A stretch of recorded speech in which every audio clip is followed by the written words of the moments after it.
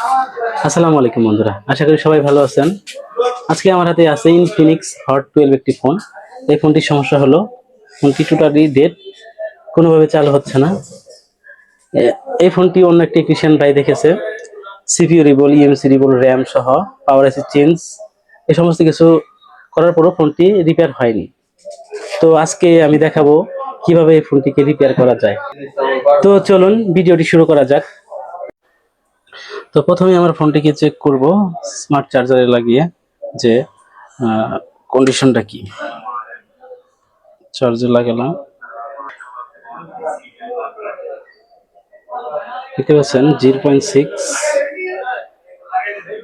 Ampere নিচ্ছে charging. তারপর দেখতে পাচ্ছেন ফোনের কোনো রেসপন্স নেই।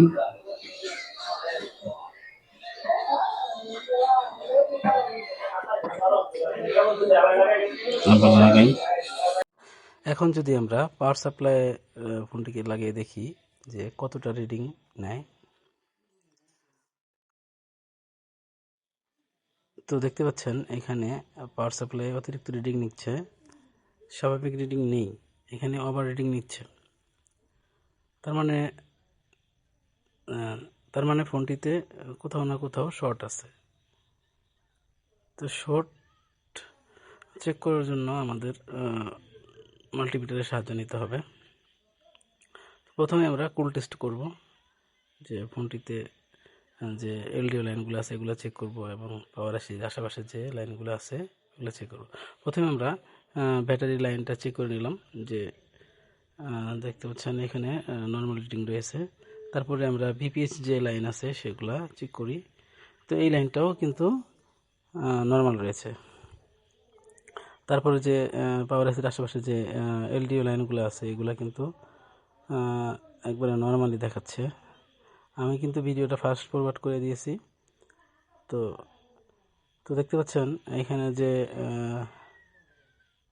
লাইনগুলো আছে এগুলোও কিন্তু নর্মাল দেখাচ্ছে।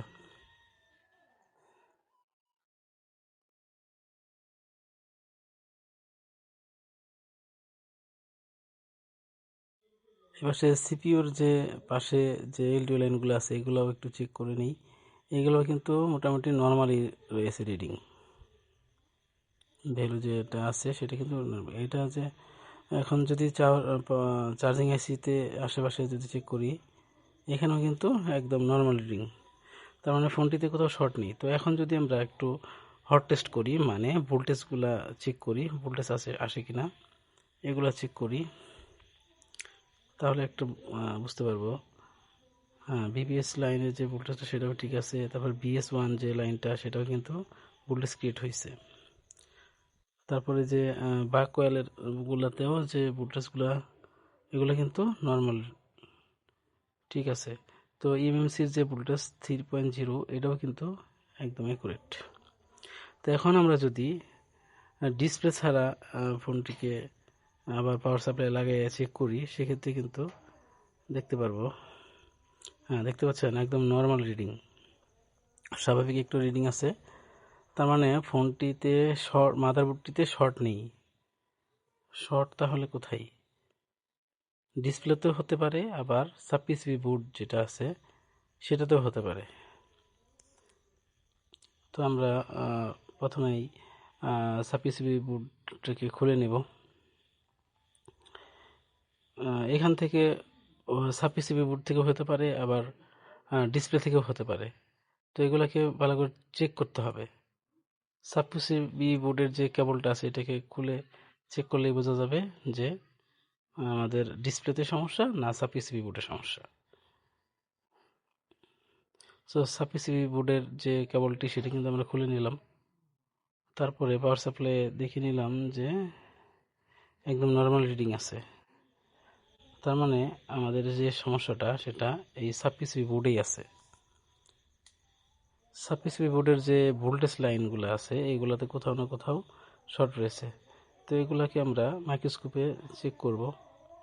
তার আগে আমাদের যে এখানে এর সাথে যে সাউন্ড আইসি আছে এটার এখানে শর্ট থাকতে পারে। সেই জন্য এখানে যে স্টিলটা আছে এটা খুলে নেব, সিল যেটা। এটা সাবপিসিবি বোর্ডটা কিন্তু একদম ফ্রেশ, ওয়াটার ড্যামেজও হয় নাই। আমরা এটার যে যতগুলা ক্যাপাসিটার আছে এগুলা কিন্তু একটু শর্ট চেক করে নিতে পারি। আপাতত কোথাও আমরা শর্ট পাইনি, সমস্ত রিডিংগুলো কিন্তু নর্মাল আছে। তো এখানে যে একটি ক্যাপাসিটার আছে এটার রিডিংটা কিন্তু নর্মাল মনে হচ্ছে না। একটু এটা হয়েছে ফিল্টার, নেটওয়ার্কের ফিল্টার যে আইসিটা এটার 2.8 ভোল্টেজ ক্রিয়েট করে। এই লাইনটা সম্ভবত শর্ট রয়েছে। তো আমরা একটু রজন থেরাপি দিয়ে আবার পাওয়ার সাপ্লাই লাগিয়ে চেক যদি করি তাহলে হয়তো, যদি এখানে কোথাও শর্ট হয় তাহলে আমরা ধরতে পারবো। হ্যাঁ, তো দেখতে পাচ্ছেন এখানে যে ক্যাপাসিটারটি আছে এটাই কিন্তু শর্ট। তো এটাকে আমরা প্রথমেই রিমুভ করে নিব।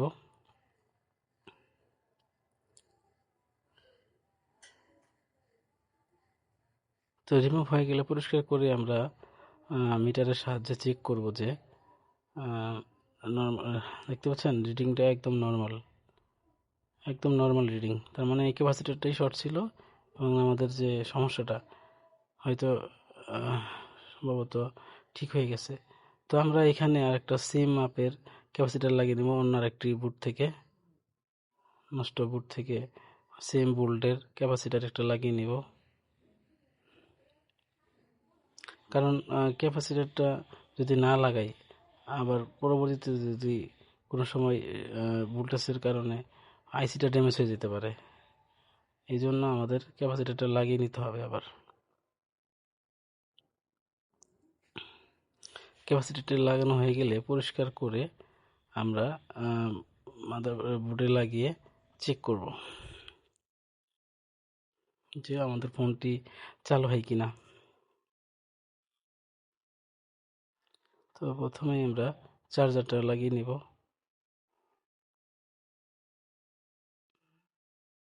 তো দেখতে পাচ্ছেন আলহামদুলিল্লাহ ফোনটি কিন্তু চার্জিং লোকে চলে আসছে।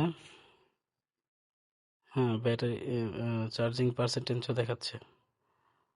তো এখন যদি আমরা ফোনটাকে পুরোপুরি রান করে দেখি যে পুরোপুরি চালু হয় কিনা, যেহেতু এই ফোনটিতে অনেক কাজ করা হয়েছে, সিপিইউ রিবিল্ড করা হয়েছে, পাওয়ার চেঞ্জ করা হয়েছে, অন্য কোনো সমস্যা দেখা দেয় কিনা এই জন্য পুরোপুরি চেক করে নেওয়া উচিত।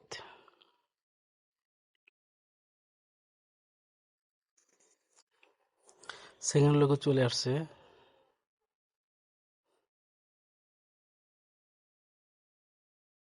একটু অপেক্ষা করতে হবে, যেহেতু পুরো মাদারবোর্ডটা কাজ করা হয়েছে একটু সময় লাগতেই পারে,